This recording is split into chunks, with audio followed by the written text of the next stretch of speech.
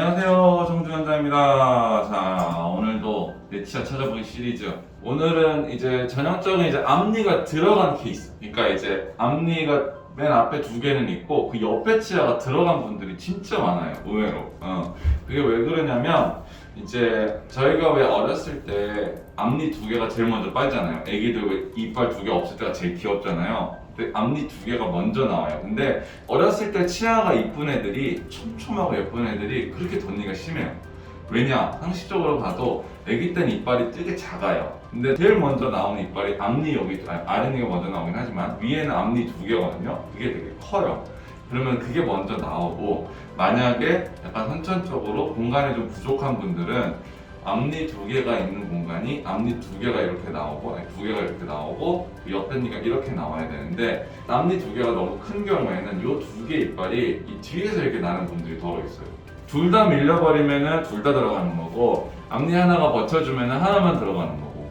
그러니까 이런 분들이 더러 많아요. 근데 이런 분들이 교정을 많이 하시는 이유 중에 하나도 웃었을 때 심하게 보여요. 그러니까 전형적인 교정을 이제 배열 심미적인 이유로 하고 싶어 하시는 분들 중에 뭐 1번이 송곳니가 제일 드라큘라 이빨처럼 이렇게 나와 있는 분들이랑 앞니 두 개 들어간 분들이, 왜냐면 딱 찍으면 보이니까 사진 찍거나 이런 그런 분들이 많은데, 요분은 이제 제가 치료한 환자 중에 어떻게 보면 경과가 진짜 좋았던 환자를 한 명 보여드리려고 해요. 자, 이분 같은 경우는 오른쪽에 앞니 하나가 들어가 버렸어요. 원래는 요만한 사이즈의 치아가 이렇게 제 위치를 잡아줘야 되는데 여기가 들어가 버렸어요. 그러면은 위에서 아래로 봤을 때 사진을 보시면 얘가 이렇게 틀어지면서 들어가 버렸어요.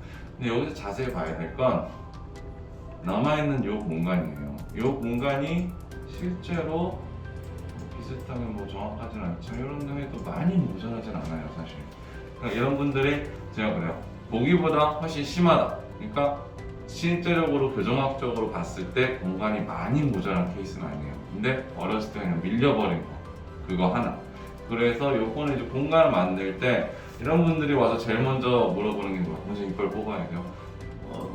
뽑아야 될 수도 있고 안 뽑아야 될 수도 있고. 근데 이런 경우는 만약에 외모적인 어떤 입술의 앞뒤 변화를 원치 않으시면 안 뽑아야 되는 경우가 진짜 많아요. 근데 이런 분들은 제가 환자분들한테 늘 말씀드리지만 이 치아가 하나가 안으로 들어가 버리잖아요. 원래 여기 있어야 되면은. 그러면은 치아들은 제가 늘 말씀드리는 공간을 찾아가요. 그래서 이 치아가 이 공간을 자꾸 메우려고 해요. 메우려고 하면은 이게 계속 안으로 들어가는 거예요. 근데 요즘은 딱 여기서 걸렸어요. 요분 같은 경우는 그러면은 얘네를 원위치를 시켜주면은 공간은 그만큼 나오는 거예요. 그러니까 다 뭔가 공간을 채우려다 보니까 예쁘게 이렇게 된 게 아니고 서로 맞닿아 약간 찌그러지면서 이렇게 돼요. 그럼 어떻게 하면 돼요? 다시 이렇게 펴주면 돼요. 똑같이 이분의 이제 클린책을 보시면 첫 번째 클린책이 요건데, 정면에서 보시면 여기가 많이 쭈그러져 있죠. 되게 재밌는 게 여기는 치아들이 저 끝까지 보이는데 여기는 뭔가 들어가서 안 보이잖아요. 그러면 요분을 봤을 때 말 그대로 원상복귀를 시켜주는 과정이에요. 넓혀서 딱 이렇게. 그러면은 위에서 봤을 때는 실제로 앞으로 공간이 만들어진 것 동시에 싹 들어오는. 그리고 인비즐라인이 어떻게 보면은 저한테는 엄청난 신세계를 열어준 게, 브라켓 교정은 선 공간 후 배열이거든요. 공간을 먼저 만든 다음에 배열을 해야 돼요. 근데 인비즐라인 요거 다시 보시면 단 24개의 장치예요. 6개월 만에 이쪽 모양도 넓히면서 얘도 같이 움직여버려요. 브라켓 교정은 반대예요. 교정이 있어야지 치아가 움직이는데 요거는 이쪽이 이렇게 넓어지면서 얘도 같이 움직여요. 그러니까 어떻게 보면은 뭐 케이스 바이 케이스지만 케바케지만 이런 어떤 동시다발적으로 공간을 만들면서 움직이는 거는 인비즐라인이 훨씬 더 강점이 있어요. 똑같이 물론 위에 가려서 그렇지만 아래도 하나가 이렇게 들어가 버렸거든요. 하나는 들어가고 하나는 나오고. 그러면은 찌그러져 있던 거 모양을 잡아서 공간 만들면 얘는 나오고 얘는 들어오면 돼요. 그게 되게 간단해요. 그래서 이분은 이제 경과를 계속 보여드릴게요. 이제 24개의 장치 1세트, 그러니까 인비즐 흔히 말하는 1세트 들킨 후의 모습이 요거예요. 6개월 금방 돼요, 금방. 그러니까 케이스 셀렉션만 케이스를 잘 고르기만 하면은 굳이 키 치료 기간 오래 할 필요 없어요. 제가 늘 말씀드리는 게 1번 장치, 인비드라인 시작할 때 제일 첫 장치는 큰 그림을 먼저 그려야 돼요. 진짜 문제가 뭐냐, 내가 공간을 만들어야 돼. 그럼 그거에 포커스를 맞춰야 돼요. 뭐 막 0. 몇 미리, 0.2도 이런 거 맞추다가는 아무것도 안 돼요. 환자분들마다 뭐 블락 트레이너 생겼거든요. 블락 트레이너 생기면 나중에 대처하면 되지 뭘 그걸 걱정해. 일단 덧니가 먼저인데 이 치아 보면은 이게 이제 12월 달인데 7월에 이렇게 됐어요. 7월에 환자가 엄청 착했어요. 엄청 거의 뭐 손에 꼽는 정도로. 그래서 이 상태에서 이제 그러면은 여기서부터는 이제 디테일링 싸움이에요. 7월달 요거니까 요거를 이제 어떻게 디테일링을 하느냐인데, 그러면은 두 번째 클린치약을 제가 했을 때는 요 모습이거든요. 그다음에 여기 치아들을 이제 높이를 맞추는 데 포커스를 뒀어요. 스마일 라인. 다시 보시면 앞으로 나갔다가, 지금은 저는 이런 방법을 많이 안 쓰는데 빼기 위해서 앞으로 나갔다가 들어오는 이런 방법을 그때는 썼거든요.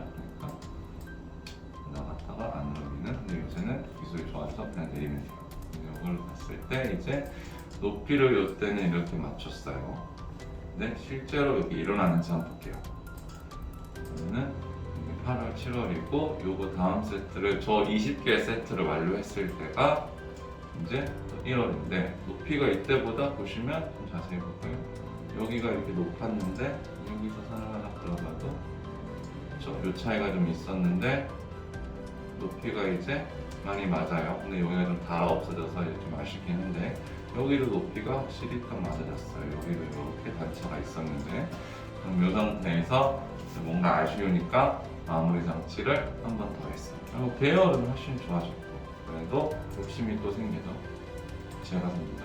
그래서 완벽하게 하기 위해서 15개의 장치 정도 해서 이제 진짜 요 한 번만 더 합시다 해가지고 만든 게, 그때 보시면 아까 첫 번째 클린칭을 비교해서 거의 움직임이 없어요. 진짜 마이너한 거. 이때 가서 디테일링을 하는 거예요. 그 디테일링을 처음에는 80~90%는 1번 세트에서 끝나고 그 다음에는 디테일링을 이렇게 하는 거거든요. 실제로 제가 늘 말하지만 클린 체크는 완전히 사기를 칠 수도 있고 전혀 말도 안 되는 움직임을 만들어낼 수도 있어요. 그러니까 요거 클린 체크의 가장 중요한 거는 현실 가능성이 있는 움직임을 하는 게 제일 중요하고, 그 다음에 이게 실제로 어떻게 반영이 되냐, 환자가 어떻게 반응하는지를 제일 봐야 돼요. 제 환자 중에 이상적인 모양으로 치아를 만들어 놓으니까 치아가 움직이질 않아요. 그러니까 원하는 위치로 안 가. 그래서 막 이렇게 일부러 만드는 그런 케이스도 나중에 제가 보여드릴게요. 이거를 이제 마지막 세트라고 하고 이제 했는데 실제로 마지막 세트가 됐어요. 1월에 해서 이제 6월에 이제 마무리를 이렇게 했거든요. 보시면은 불만 없고 중심선도 잘 맞고 교합도 잘 맞고 해서 이렇게 이제 마무리를 했어요. 그러니까 처음에서 1년 6개월 정도 해서 이렇게 이제 마무리가 된 케이스거든요. 그러니까 이 케이스의 어떤 중점적으로 봐야 되는 거는 그건 것 같아요. 최소한의 인비절라인을 하기 위해서는 저희 병원에서는 저는 최소 3개는 하는 것 같아요. 최소. 이게 더러 5, 6개 내가 가지만 환자분들이 제일 먼저 궁금해하시는 게 얼마나 걸려요? 그럼 저는 1년 반 이렇게 말씀을 드리면 첫 세트가 뭐 24개 나오면 6개월치밖에 안 되잖아요. 그럼 이때 끝나요. 그거는 큰 그림 먼저 그리고 오히려 교정은 이 디테일링 하는데 더 오래 걸려요.